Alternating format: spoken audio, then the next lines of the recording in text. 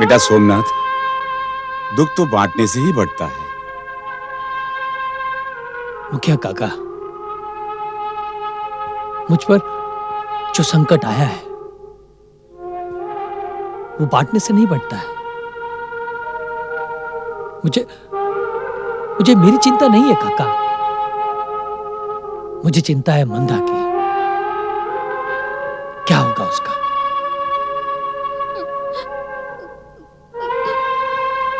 मंदा की चिंता ही मुझे तुम्हारे घर पर खींच लाई।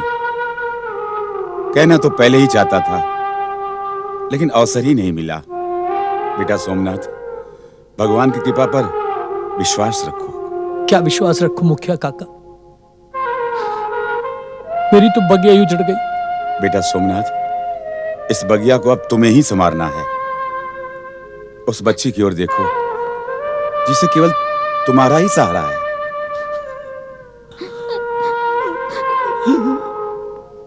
नहीं बेटा,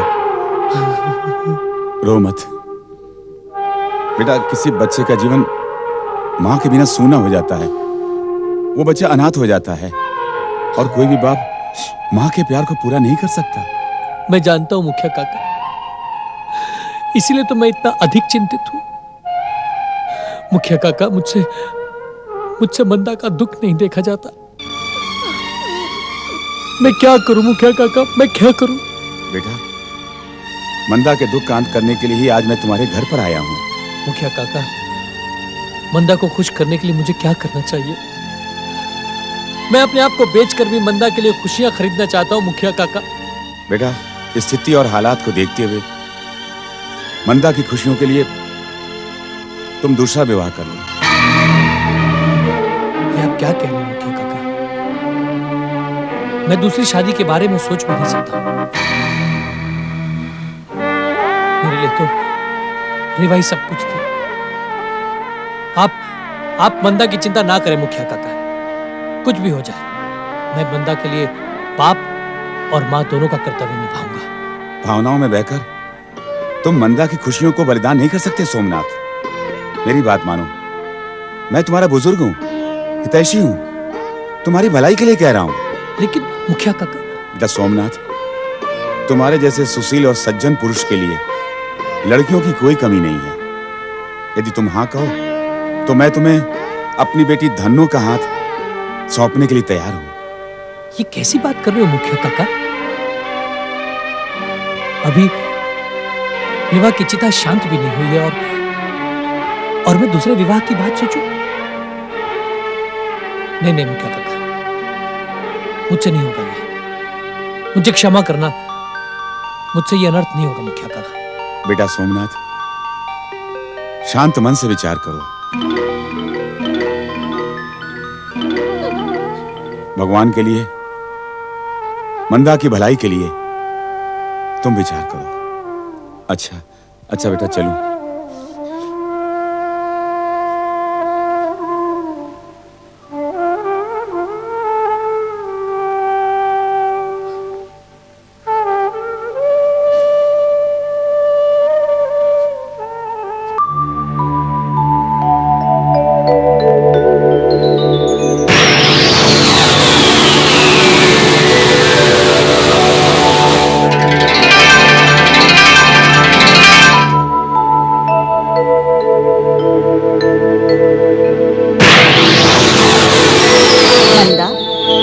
मंदा बेटी,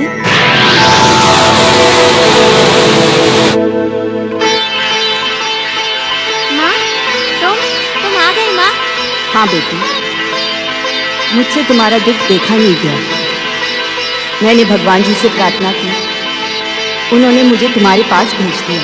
अब तुम कहीं नहीं जाना माँ, तुम्हारे बिना मुझे अच्छा नहीं लगता। नहीं बेटी, मुझे लौटकर जाना होगा। तुम्हें एक बात याद दिलाने आई हूँ। कौन सी बात माँ?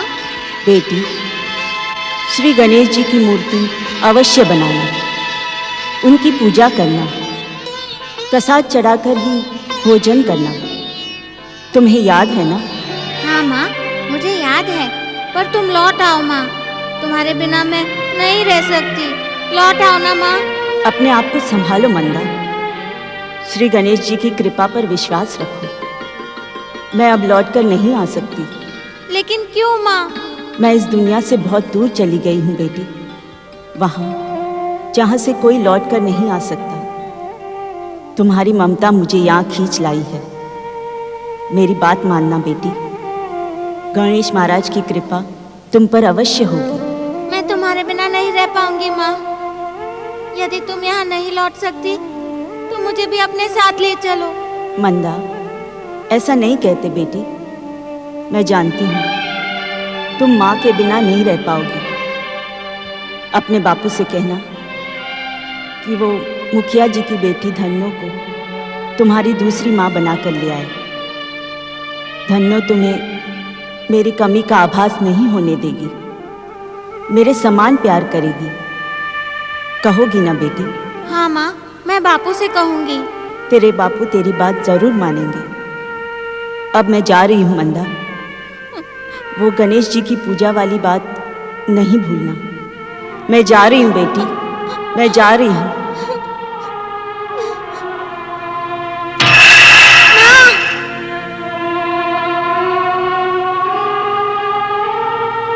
बापू, आंखें खोलो बापू, मेरी बात सुनो बापू। क्या हुआ बेटी? अभी माँ आई थी बापू, कह रही थी कि तेरी माँ मेरे सपने में भी आई थी बेटी। आपसे क्या कहा था माँ ने बापू? उससे तेरा दुख देखा नहीं जा रहा। उसने मुझसे कहा मैं तेरे लिए एक नई माँ ले आऊं। उन्होंने मुझसे भी तो यही कहा। नहीं बेटा नहीं, मैं तेरी माँ की ये बात नहीं मानूंगा। सौतेली माँ लाके मैं तेरे बचपन के साथ समझौता नहीं कर सकता हूं। कुछ भी हो जाए मैं दूसरा ब्याह नहीं करूंगा। नहीं बापू नहीं, आपको माँ की बात माननी ही पड़ेगी। माँ ने कहा है कि नई माँ उनसे भी ज्यादा प्यार करेगी। मंदा बेटी, जिद ना करो।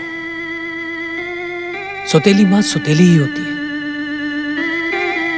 मैं हूं ना तुझे माँ और बाप दोनों का प्यार देने के लिए। नहीं बापू, आपको मेरे लिए नहीं, अपनी देखभाल के लिए दूसरी माँ लानी ही होगी। नहीं मंदा, मुझे किसी की आवश्यकता नहीं है। नहीं बापू, आपको मेरी कसम, आप दूसरी माँ ले आओगे ना? आप बोलो ना बापू, मेरी बात मान लो बापू। मानोगे ना बापू? बोलो बापू, मानोगे ना?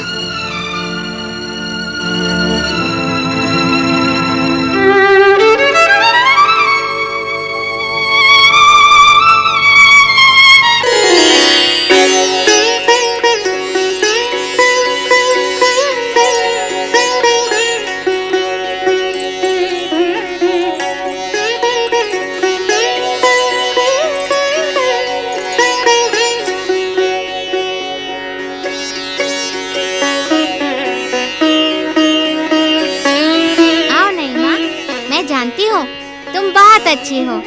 मेरी माँ ने कहा था कि तुम मुझे उससे भी अधिक प्यार करोगी।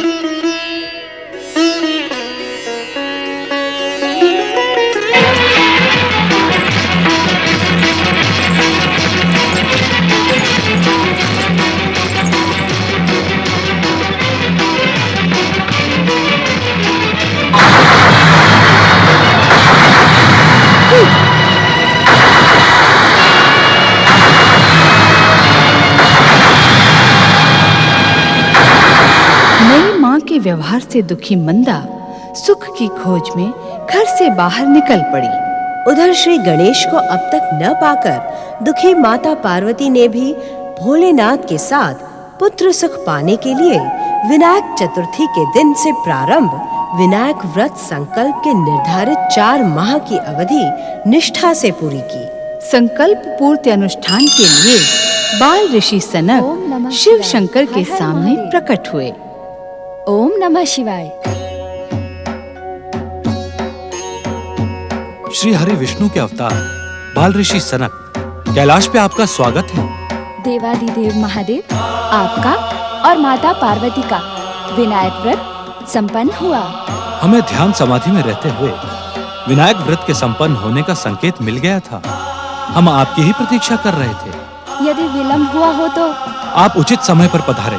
हमारे साथ देवी पार्वती ने विनायक व्रत का संकल्प और उपवास रखकर पूर्ण निष्ठा के साथ इस पावन व्रत का पालन किया है। आपकी कृपा से मुझे इस बात का ज्ञान है महादेव। अब यदि आज्ञा हो तो विनायक व्रत का अनुष्ठान और उद्यापन भी संपन्न कर लिया जाए। हम पुरोहित बनकर आपकी सेवा में उपस्थित हैं। हम सभी यज्ञानुष्ठान के लिए प्रस्तुत हैं बाल ऋषि। अब आप शीघ्र ही विनायक व्रत के अनुष्ठान का आयोजन करें। नंदीश्वर, आज्ञा स्वामी। देवी पार्वती को सूचित करें कि श्री हरि विष्णु के अवतार बाल ऋषि कैलाश में पधार चुके हैं। जैसी आज्ञा भोलेनाथ। रिंगी, आज्ञा स्वामी। तुम बाल ऋषि सनक के मार्गदर्शन से व्रत अनुष्ठान के लिए आवश्यक सामग्री एकत्र करें। जैसी आपकी आज्ञा। आप धन्य हैं महादेव। बात आज्ञा की नहीं है धन्नो, बात है प्रेम और व्यवहार की। तुम्हें मंदा के साथ इस तरह का व्यवहार नहीं करना चाहिए था। कितना आग्रह किया था उसने मुझसे दूसरा ब्याह करने के लिए। यदि मंदा नहीं कहती तो तुम मुझसे ब्याह नहीं करते। मतलब मेरा ब्याह तुम्हारी बेटी की इच्छा से हुआ है, यही ना? ये तुम कैसी बात कर रही हो धन्नो? तुम्हारे पिताजी ने तुम्हें कुछ नहीं बताया? देखिए जी, पिताजी की बातें तो मैं पिता के घर पर ही छोड़ आई हूँ। धन्नो, ये अच्छी बात नहीं है। बुरी भी तो नहीं है। देखिए जी, मेरा भी जीवन है, भविष्य है मेरा। कल को मेरे भी बच्चे होंगे। मैं कब तक तुम्हारी बेटी को पालती रहूंगी? धन्नो, देखिए जी, आप मेरा अपमान न करें। एक तो वैसे ही घर में घुसते ही आपकी बेटी के कारण मुझे अपमानित होना पड़ा। अब आप ही मुझे बताइए कि एक लड़की की अपने ब्याह को लेकर कोई कल्पना नहीं होती? क्या उसके पति को उससे प्रेम नहीं करना चाहिए? करना चाहिए, अवश्य करना चाहिए। पर लड़की को भी तो अपने पति के घर को अपना घर समझना चाहिए। मंदा के प्रति तुम्हारे व्यवहार ने मुझे बहुत दुखी किया था।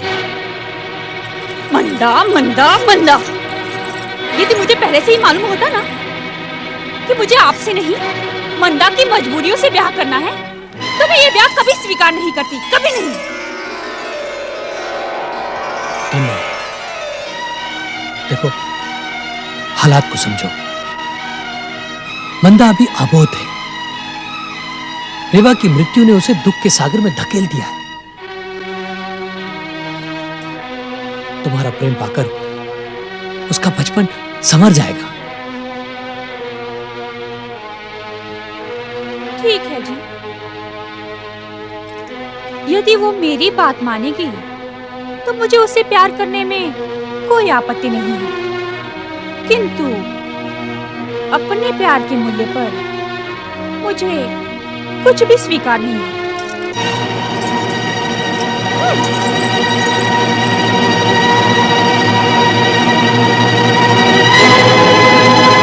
ओम नमः शिवाय। ओम नमः शिवाय। ओम नमः शिवाय। ओम नमः शिवाय। ओम नमः शिवाय। शिव भक्ति के मूल्य पर महोत्कट का परामर्श स्वीकार करके मैंने भयानक भूल की है। अदिति पुत्र महोत्कट ने मेरे साथ घोर षड्यंत्र किया है। वीर दैत्य जाति को बार बार पराजित करने वाले श्री गणेश, तुम्हें दैत्य गुरु शुक्राचार्य की शुक्र नीति कभी क्षमा नहीं करेगी। जय जय श्री मां गणेश, जय जय श्री मां गणेश। प्रणाम दैत्य गुरु शुक्राचार्य। आपका इस प्रकार उत्तेजित और विचलित होना आपको शोभा नहीं देता। दुष्ट, छलिया, दैत्य जाति के साथ विद्रोह करने वाले दयासुर, तूने यहाँ आने की भूल कैसे की? दैत्य गुरु, जब मैंने आपको चिंतित और उत्तेजित देखा तो आपकी सहायता करने भागा भागा चला आया। मुझे तेरी सहायता की आवश्यकता नहीं है दुष्ट। सच तो यह है कि महागणेश के नाम पर महोत्कट गणेश की बात मानकर मैंने भयानक भूल की है। वो भूल नहीं थी दैत्य गुरु, दैत्य जाति की रक्षा का उपाय था। यदि आप उस समय महोत्कट श्री गणेश की बात ना मानकर अपने आराध्य भगवान शिव के पास जाते तो आपको शिवकोप और शिवदंड भोगना पड़ता। असंभव। सृष्टि के पहले दिन से ही दैत्य जाति पर कृपा करने वाले भगवान शिव कभी भी अपने भक्त शुक्राचार्य को दंडित नहीं कर सकते। जय जय श्री महागणेश। इतना अभिमान न करे दैत्य गुरु। श्री महागणेश की कृपा से मेरी बात सत्य का प्रमाण है। तुम्हारा अस्तित्व ही असत्य का प्रतीक है। दैत्य जाति में जन्म लेकर भी तुम दुष्ट देवताओं के समान शुभ शक्तियों की चाटुकारिता करते हो। जय जय श्री महागणेश। शुभ शक्तियों की चाटुकारिता और उनकी सेवा का अवसर किसी किसी के भाग्य में होता है दैत्य गुरु। मुझे उत्तेजित करने की भूल ना कर मूर्ख। क्रोध का त्याग करे दैत्य गुरु और दैत्यों के उत्थान के लिए शिव कृपा पर विश्वास रखें। शिव कृपा पर तो मुझे पूरा विश्वास है। तो महोत्कट श्री गणेश की बात मानकर उचित अवसर की प्रतीक्षा में स्वयं को प्रचंड शिव भक्ति में लीन रखें। नहीं, महोत्कट के षड्यंत्र को ये भृगुपुत्र शुक्राचार्य भली भांति जान चुका है। अब तो दैत्य का उत्थान करने के लिए ये शुक्राचार्य एक क्षण की भी देर किए बिना पातालवासी दैत्यों को प्रकट करेगा। ओम नमः शिवाय। पातालवासी दैत्यवीर प्रकट हो।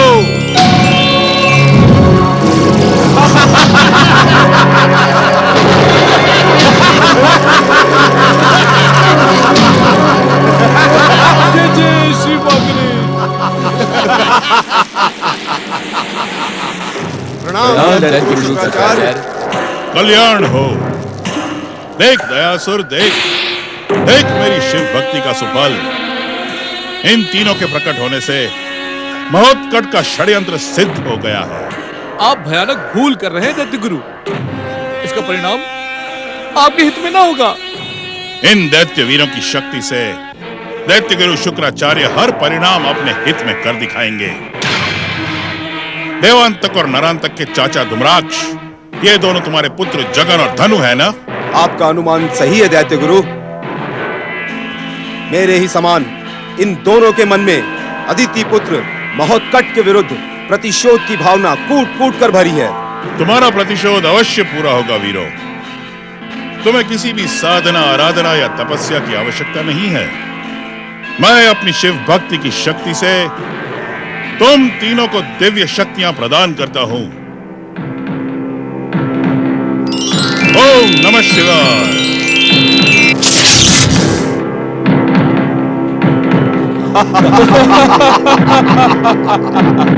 दैत्य गुरु, हमें अपने चिर शत्रु महोत्कट को दंडित करने की आज्ञा दीजिए।